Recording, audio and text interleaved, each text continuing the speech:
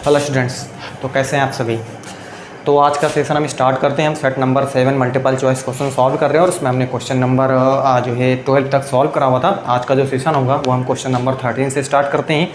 तो स्टार्ट करते हैं, हम समय को ज़्यादा नहीं करते हैं। देखते हैं अगला क्वेश्चन। इसमें ही बोला हुआ है कि 8 संख्याओं का समांतर माध्य 12 है। क्या बोला हुआ है? 8 संख्याओं का समांतर माध्य 12 है। नवी संख्या अपठनीय है। नवी संख्या अपठनीय है। ये यदि सभी 9 संख्याओं का, यदि सभी 9 संख्याओं का समांतर माध्य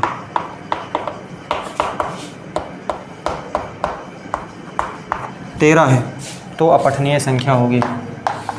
तो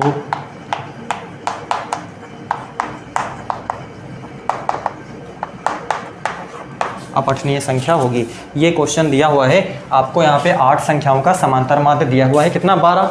नवी संख्या है वो क्या है? अपठनीय है। और सभी 9 संख्याओं का जो समांतर माध्य दे रखा है वो कितना है? 13 दे रखा है। आपको वो जो नवी संख्या जो कि अपठनीय है उस संख्या को आपको क्या करना है? यहाँ पे निकालना है। तो देखिए कैसे करेंगे। अब आपको समांतर माध्य के बारे में जानकारी होनी चाहिए कि समांतर माध्य से मीनिंग क्या है। समांतर माध्य का मतलब ये होता है कि जो भी संख्याएँ दी हुई होती हैं, ठीक है, उन सभी संख्याओं का आपको योग करना होता है और योग करने के बाद आपको कितनी संख्याएं हैं उन संख्याओं से आपको उसको डिवाइड करना होता है, भाग करना होता है। तो यहाँ पर आप देखिए 8 संख्याओं का समांतर माध्य 12 है। तो देखिए आप देखो, एक संख्या हो गई, दूसरी संख्या हो गई, तीसरी संख्या हो गई, ये चौथी संख्या plus dot dot dot plus ये आपके पास 8 संख्या हमने लिख दी। तो टोटल आपके पास योग कर दिया आपने। टोटल संख्या कितनी लिखी है? 8 है। और इसका जो समांतर माध्य है वो 12 के बराबर है। क्लियर है इतना? अब देखिए x1 plus x2 plus x3 plus x4 plus dot dot plus क्या हो जाएगा यहाँ से x8 बराबर 12 इंटू आपके पास कितना हो जाएगा? 8 हो जाएगा। Clear? x1 plus x2 plus x3 plus x4 plus dot dot plus ये कितना है? 8 बराबर 12 8 96। इसको हम बोल देते हैं कि इक्वेशन नंबर क्या है? फर्स्ट है। अब कहता सभी 9 संख्याओं का समांतर माध्य आपको 13 दे रखा है। अब यहाँ पर आप समझिए 9 है ना, तो x1 plus x2 plus x3 plus x4 plus dot dot plus x8 plus x9। तो इस बार टोटल संख्याएं कितनी हुई? 9 हुई ना, बराबर इसका समांतर माध्य कितना दे रखा है? 13 दे रखा है। क्लियर हो रहा है आपको? अब देखिए यहाँ से x1 plus x2 plus x3 plus x4 plus dot dot plus x8 plus x9 बराबर 13 इंटू 9 हो जाएगा, है ना। अब देखिए यहाँ से x1 plus x2 plus x3 plus x4 plus dot dot plus x8 plus x9 बराबर 13 नवैया 9 3 27 9 9 9 9 2 11, है ना, 117। क्लियर? अब देखिए यहाँ से इसको आप इक्वेशन नंबर 2 बोल दो। क्या बोल दो? Equation number 2। अब यहाँ से आप देखिए ये जो वैल्यू है, ये वैल्यू इसके बराबर आपके पास कितना है? 96 है। तो इसके स्थान पर आप ये चीज़ पुट कर सकते हो, आराम से कर सकते हो। तो यहाँ पर आप क्या देखेंगे?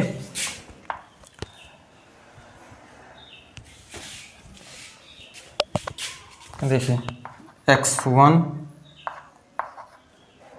Plus x2 plus x3 plus x4 plus dot dot plus x8 का मान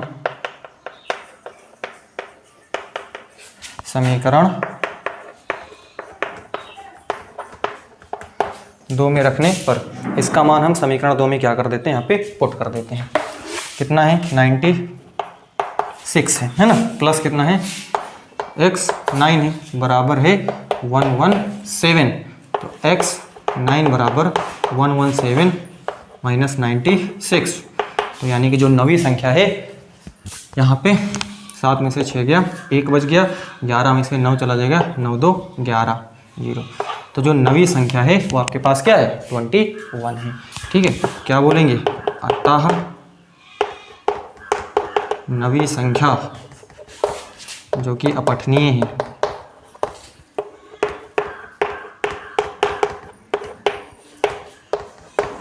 वह 21 है। ये इसका क्या हो जाएगा, सॉल्यूशन हो जाएगा। इस तरीके से इस क्वेश्चन को हम बना सकते हैं। अब इसमें किसी प्रकार का आपको कोई डाउट नहीं होना चाहिए, मैंने बिल्कुल इसमें क्लियर कर दिया है। जो कुछ भी आपको इसमें जो डीप होता है, जो समझने वाली चीज़ होती है कि यहाँ पे आपको समांतर माध्य आना चाहिए कि समांतर माध्य का मीनिंग क्या होता है। तो हमने बता दिया, समांतर माध्य का मतलब होता है पदों का योग बटे पदों की संख्या इक्वल होता है आपके पास समांतर माध्य के। तो यानी कि जो भी संख्याएं दी हुई होती हैं उन सारी संख्याओं का आपको योग करना होता है, और नीचे कितनी संख्याएं हैं उनका नंबर आपको नीचे लिखना होता है, उससे आपको डिवाइड करना होता है योग को, है ना। उसके बाद में वो समांतर माध्य के इक्वल हो जाता है। तो आप इसका स्क्रीनशॉट लीजिए ताकि मैं अगले क्वेश्चन पे मूव करूँ। अरेंज करता हूँ मैं।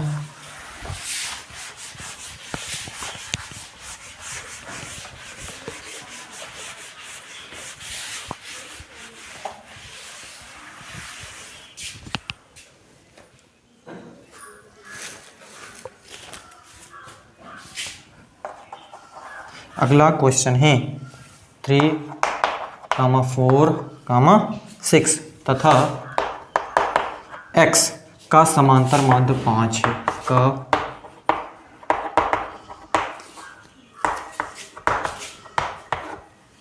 5 है तो x का मान होगा, तो x का, ये क्वेश्चन आपको दिया हुआ है। फिर से आपको, क्योंकि समांतर माध्य यहाँ पे दे ही रखा है तो आपको मालूम है समांतर माध्य पदों का योग बटे पदों की संख्या। तो यहाँ पर आपको पद कितने दिए हुए हैं, एक 3 है ना, प्लस आपके पास 4 है, प्लस क्या है 6 है, और आपके पास क्या है x है। कितनी हुई, 1 2 3 4, यानी कि नीचे आपके पास क्या आ जाएगा 4 आ जाएगा। कितना है समांतर माध्य, 5 दे रखा है। क्लियर। अब देखिए यहाँ से, चलिए मैं एक बार लिख देता हूँ यहाँ पे, इसका इसके साथ मल्टीप्लाई करा देते हैं हम, तो कितना हो जाएगा 5 × 4 हो जाएगा। तो 6 4 10 3 13 प्लस x बराबर 5 चौके कितना हो जाएगा 20 हो जाएगा, 20 हो जाएगा। तो x बराबर 20 माइनस कितना हो जाएगा 13, है ना। तो x बराबर 20 में से 13 घटाओ, कितना बचेगा, बचेगा आपके पास 7, है ना। तो x बराबर जो होगा वो आपके पास कितना होगा, x का मान 7 हो जाएगा। तो इस तरीके से इस क्वेश्चन को हम यहाँ पे सॉल्व कर सकते हैं। उम्मीद करते हैं आपको ये भी क्लियर हो गया होगा। अब ये क्वेश्चन को मूव करते हैं, आप स्क्रीनशॉट लीजिए।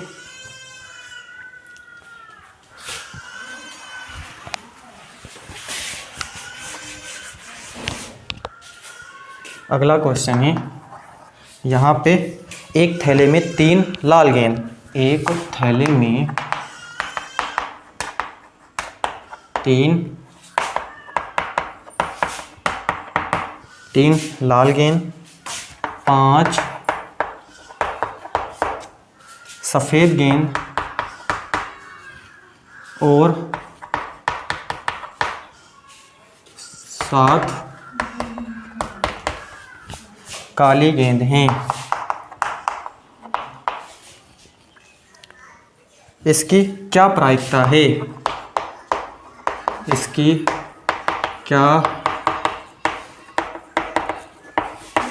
क्या प्रायिकता है कि इस थैले में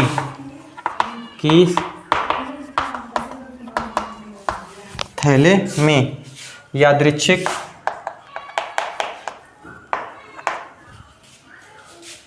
रूप से निकाली गई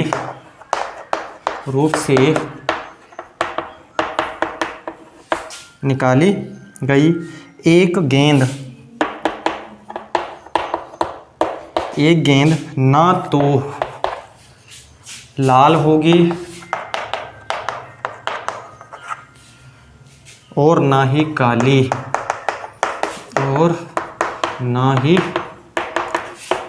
ये क्वेश्चन दिया हुआ है और ये प्रोबेबिलिटी के क्वेश्चन यानी कि जो प्रायिकता के क्वेश्चन है वो हर ईयर पूछे जाते हैं ना। तो इसको आप और ईजी भी होते हैं और आराम से इसको बना भी सकते हो, बस इसको आपको समझना है। कहता है एक थैले में 3 लाल गेंद, 5 सफ़ेद गेंद और 7 काली गेंद एक थैले में, है ना। कहता है इसकी प्रायिकता क्या होगी कि इस थैले है ना में यादृच्छिक रूप से निकाली गई, मतलब रैंडम है ना, रैंडम आप थैले में ऐसे बाहर से हाथ डाल करके आप निकालो उसको, ठीक है ना। तो निकालने के बाद क्या कहता है, एक गेंद ना तो लाल होगी और ना ही क्या होगी, काली होगी, है ना। ये आपको प्रायिकता यहाँ पे क्या करना है, निकालना है इसकी।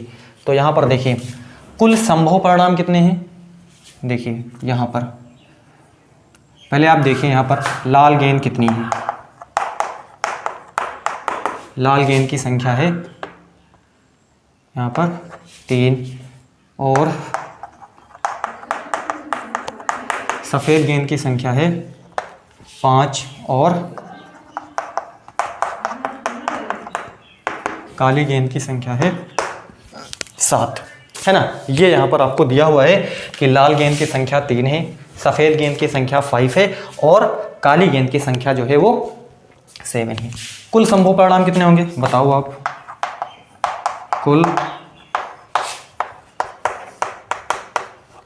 कुल संभव परिणाम, इसका मतलब सभी गेंदों का योग, लाल काली तथा सफ़ेद गेंद का योग,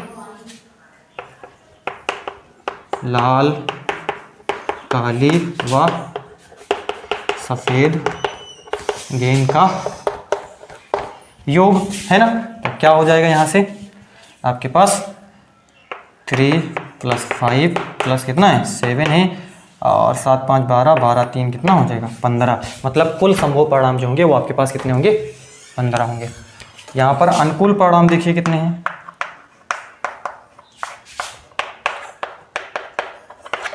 अनुकूल परिणाम का मतलब है एक गेंद, मतलब जो आप गेंद रैंडम निकाले हुए हो वो ना तो क्या होगी लाल होगी और ना ही क्या होगी काली होगी। तो अनुकूल परिणाम कितने हो जाएंगे, लाल और काली हटा दीजिए, तो लाल और काली हट गई तो कितना बच गया आपके पास 5 बच गया। ये आपके पास जो होगा वो अनुकूल परिणाम होगा। अब आपको मालूम है प्रायिकता क्या होती है, प्रायिकता बराबर होता है अनुकूल परिणाम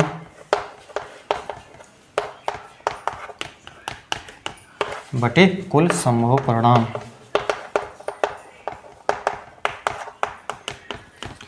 ये आपके पास प्रायिकता का सूत्र होता है।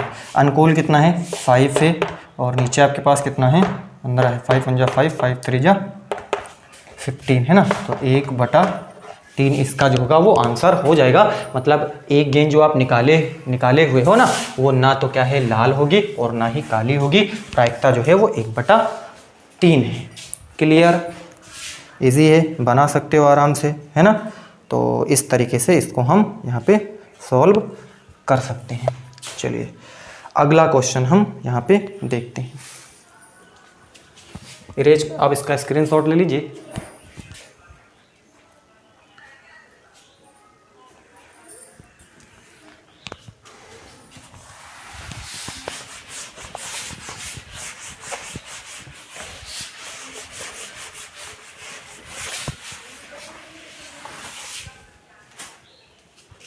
अगला क्वेश्चन है, कहता है यदि 3x + 2ky, यदि 3x + 2ky बराबर 2 और 2x + 5y + 1 बराबर 0 द्वारा दी जाने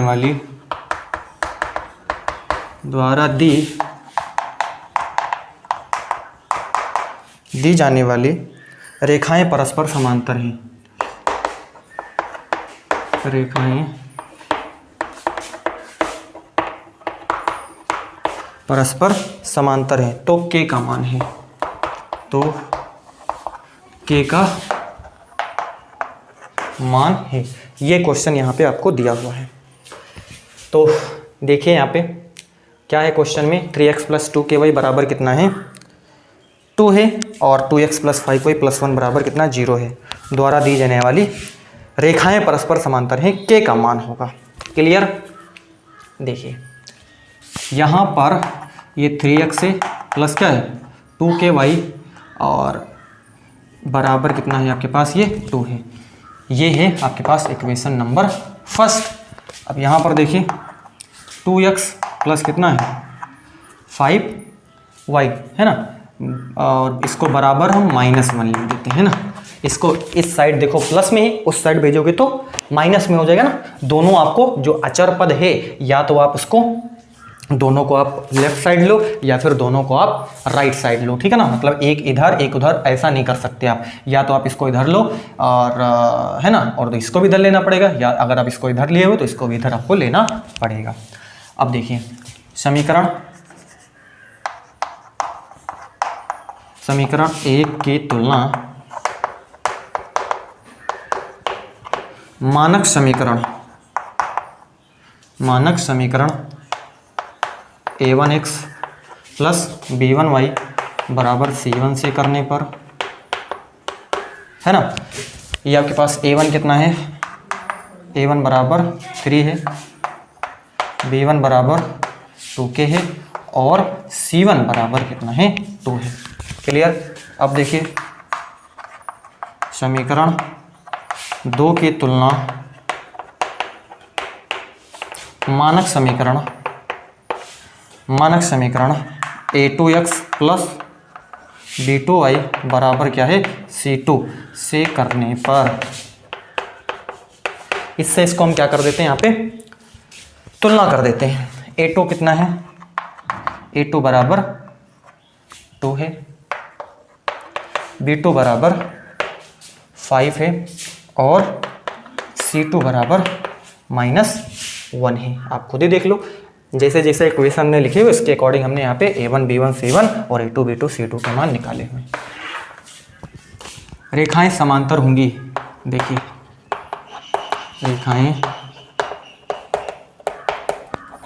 रेखाएं समांतर होंगी। क्या कंडीशन उसके लिए, a1/a2 बराबर b1/b2, लेकिन बराबर नहीं है c1/c2 के। ये कंडीशन आपको पास लगती है ना, समांतर के लिए, है ना। a1/a2 बराबर है b1/b2, बट बराबर नहीं है c1/c2 के। क्लियर।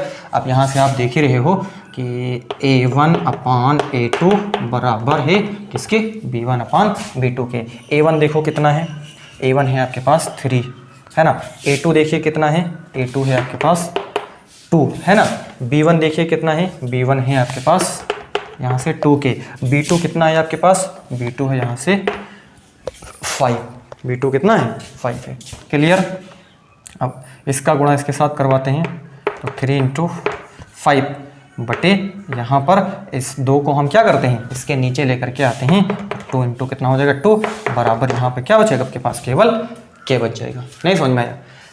3 में इसको इसके साथ क्रॉस मल्टीप्लिकेशन करा तो ना, इसका इसके साथ गुणा कराओगे तो 3 × 5 कर दिए, और इस 2 को हमने यहाँ नीचे ले आया, ठीक है ना। आप फिर से इधर भेजोगे तो फिर से तो चला जाएगा ना, तो ये 2 को जो हम इसके नीचे ले आए तो यहाँ पर 2 × 2 हो गया।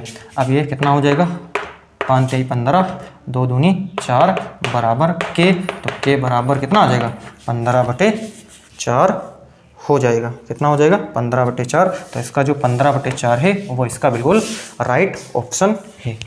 क्लियर। तो इस तरीके से क्वेश्चन नंबर हम 17 को भी सॉल्व कर सकते हैं। अब इसका स्क्रीनशॉट लीजिए ताकि मैं अगले क्वेश्चन पे मूव करूं।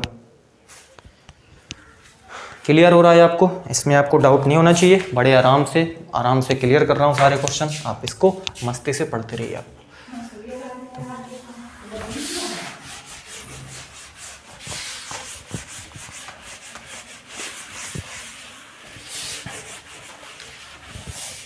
अगला क्वेश्चन देखिए, यहाँ पे कहता है यह दिया गया है कि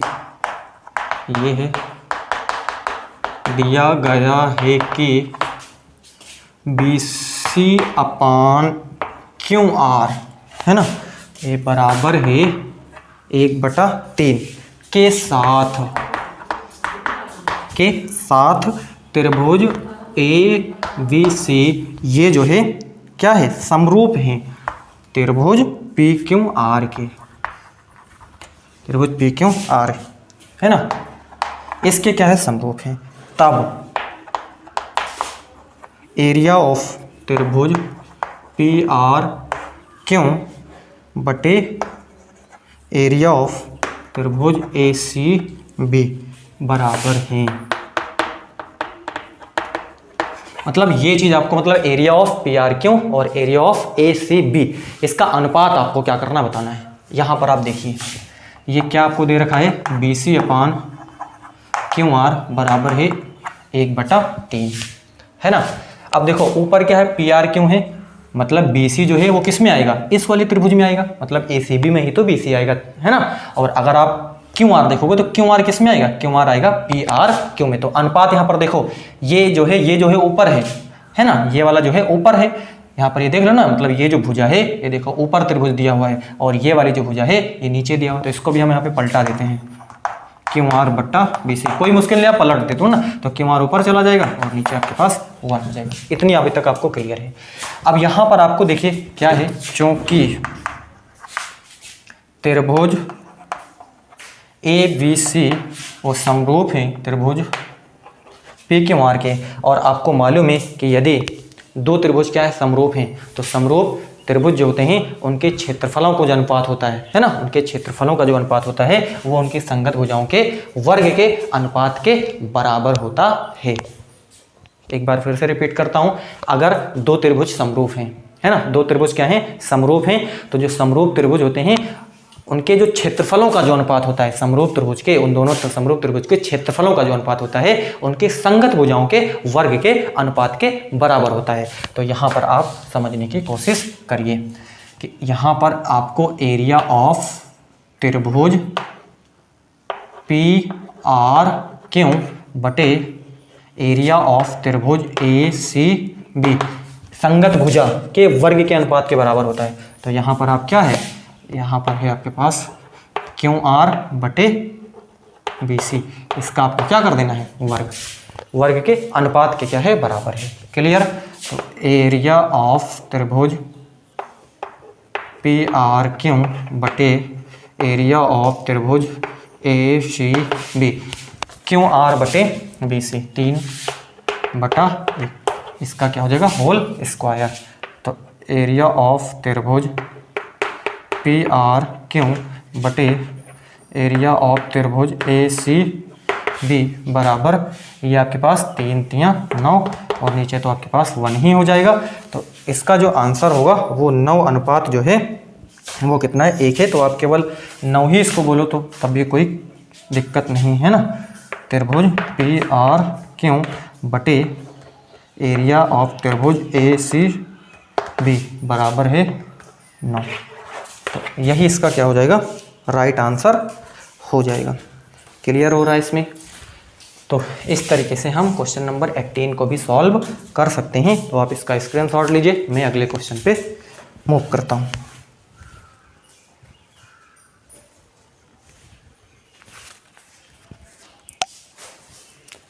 रेज कर रहा हूं मैं इसको।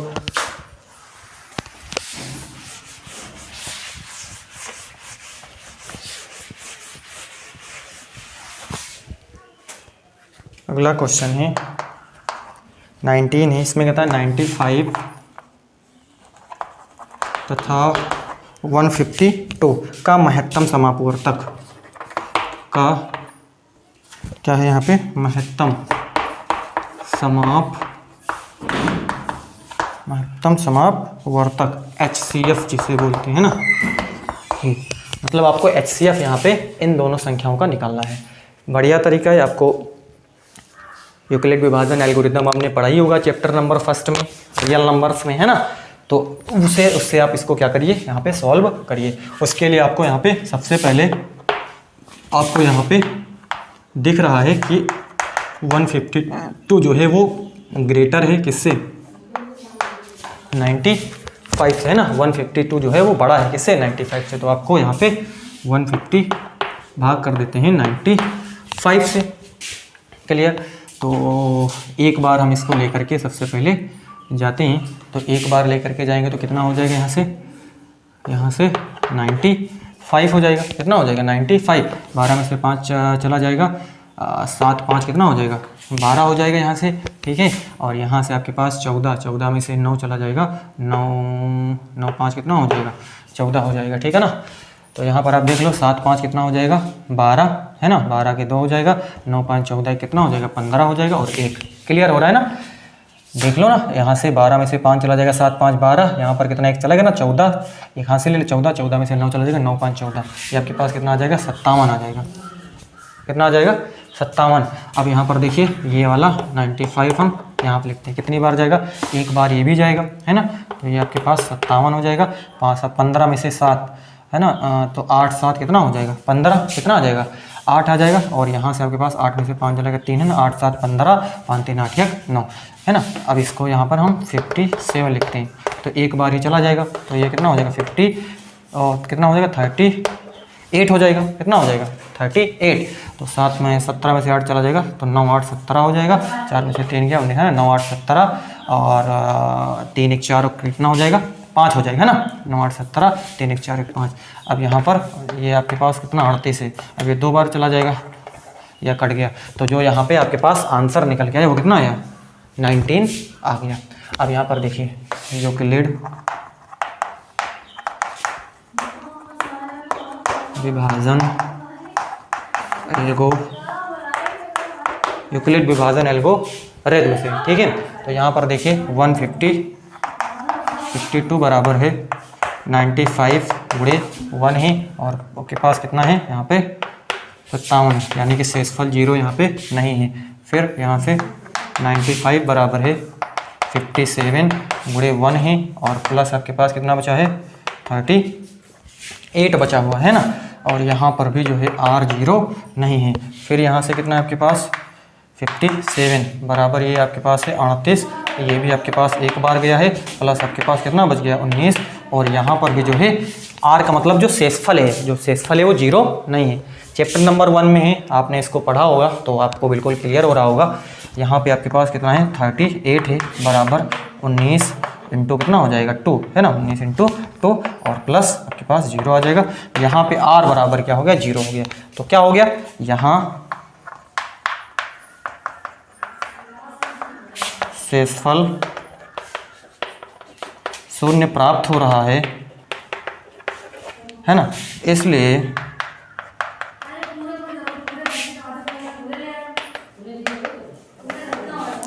ये प्रक्रिया